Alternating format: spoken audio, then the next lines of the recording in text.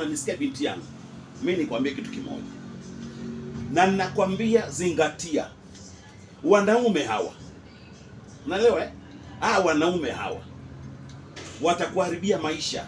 Tena wewe bado mdogo sana hapo ulipo. Yaani watakwambia twende tutatumia condom. Wanaume hawatumiagi condom. Wanatumia dakika moja tu, alafu baada hapo wanapotea. Watakupa madawa ya kuzuia mimba, yanaenda kuharibu mirija ya uzazi. Hiyo. Wanaenda utajikuta siku moja wewe ni tasa huzai. Na hakuna mtu akukulinda wewe zaidi ya wewe. Yaani wewe mtoto wa kike. Mtu akukulinda ni wewe. Wanaume hawezi kulinda. Wanaume vidudu vyao vinasimama tu hivi. Unaelewa vizuri? Wanaume vidudu vyao vinasimama, vinataka kila wakati. Watakutaka watu wa umri wangu, watakutaka vijana wadogo, wote watakutaka. Kwa hiyo unatakiwa ujitunze. Na usipojitunza, basi mimi baba yako ndio nachoka, Clemence Mwandambo. Yaani nitachoka.